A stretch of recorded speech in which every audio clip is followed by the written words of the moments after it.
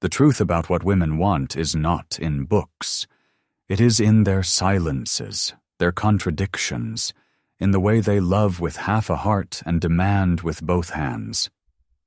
What she wants is a myth, not because it doesn't exist, but because it exists in 1,000 masks. We live in a theater of mirrors. In this drama, the woman plays both muse and enigma, both victim and sculptor. And the modern man? He is cast as either the predictable fool or the unbearable mirror. There is something ancient buried in this question. What do women want? But perhaps the better question is, what do they allow themselves to want in the presence of a man who is not pretending? Because truth, real, masculine truth, doesn't seduce. It exposes.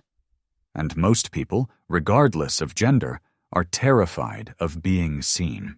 This is not a manifesto. It is a slow descent. We will not romanticize. We will not demonize. We will look. Even if what we see costs us the comfort of our illusions. Desire wears perfume, but also a veil. It whispers of freedom, while still longing for walls. Simone de Beauvoir observed that woman is not born. She is made.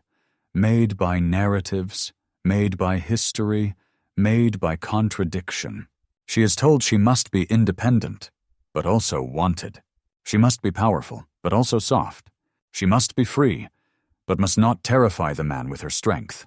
The modern woman walks a tightrope strung between Aphrodite and Athena, between the instinct to surrender and the fear of being forgotten. Schopenhauer, with all his bitterness, declared, "The sexual instinct is the strongest and the most deceitful of all." And Nietzsche, with all his fire, warned us, "Where neither love nor hate is, the woman is a puzzle." What if the puzzle is not meant to be solved, but revealed? The romantic narrative says she wants love. The primal narrative knows she wants power, or at least to be near the fire of it. But power has a scent, and it's not always pleasant. It burns, it frightens, it demands. So she asks for a man who is strong, but not too strong. Who leads, but follows her lead. Who speaks truth, but only if it doesn't disrupt her peace. These are not accusations. They are shadows, psychological, not moral. Because what she says she wants, and what she responds to, they are rarely the same. What happens when a woman meets a man who does not flinch? A man who does not need her validation. A man who sees and doesn't bend. A man whose truth is not performance, but presence. He becomes a mirror. And the mirror, as Kierkegaard warned, is unbearable if it shows the self we avoid. You see, many men wear masks to be accepted. But the rare man who does not, he becomes light. And light reveals too much. It is no accident that women say, he was too intense. Too much truth. Too much direction. Too much him. Yet, paradoxically, this same light is what draws her, because the soul, even when scared, hungers for the real. But the real, the authentic man comes with a cost. He does not flatter. He does not collapse. He simply is. And in the presence of such a man, a woman must choose, embrace the discomfort of growth, or retreat into the comfort of control. Most retreat. Carl Jung gave us the map to the unconscious. He taught that we fall in love not with people, but with our projections. Women project ideals onto men. The father, the savior, the rebel, the romantic. She projects the king until he refuses to kneel. Then he becomes a tyrant. Lacan echoed this. We desire what we imagine the other to be. Not who they are, but who we need them to be. This is not love. This is theater. A man enters the stage of her life. He speaks with clarity. He stands with purpose. She calls him her dream. But the dream only lives so long as he plays the role. The moment he steps out of script, when he says no, when he chooses solitude over drama, when he refuses to be tamed, she does not see him. She sees betrayal, not because he betrayed her, but because he betrayed her illusion. You see, most women do not fear abandonment. They fear the collapse of the story. She says she wants a king, but the moment he builds his kingdom without her throne at its center, she calls it ego. In truth, she wanted a crown she could control.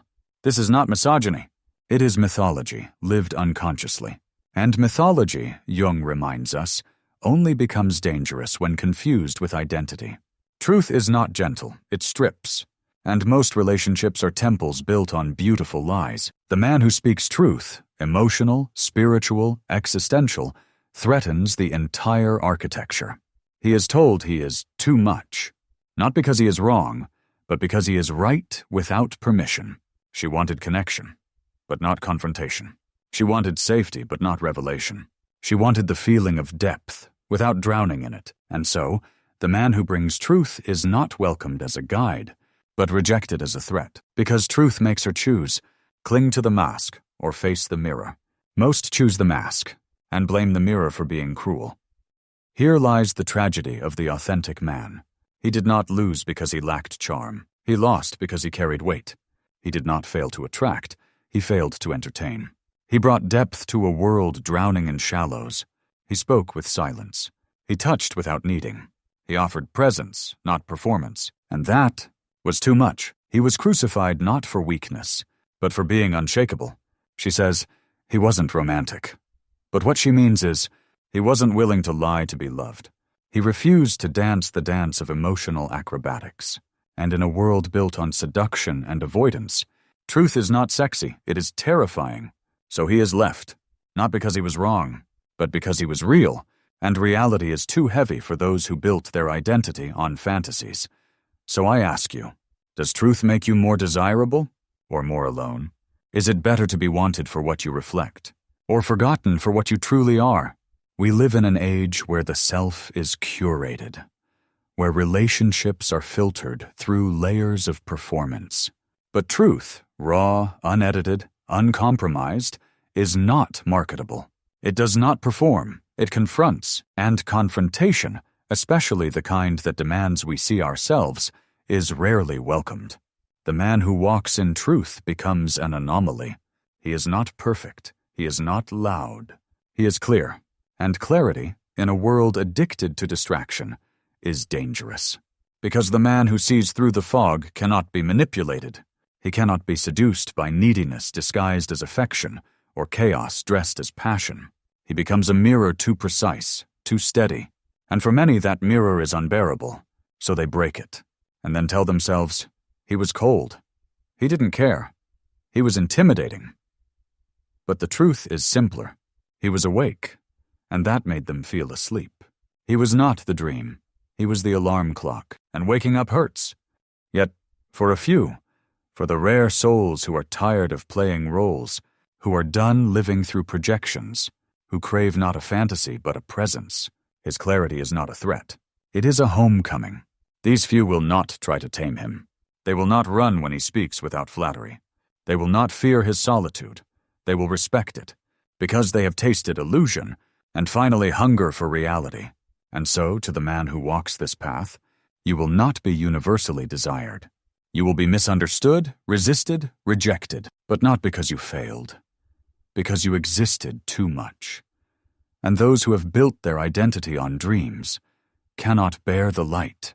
But one day, someone will look at you, not with adoration, but with recognition, not saying, you're perfect, but whispering, you're real.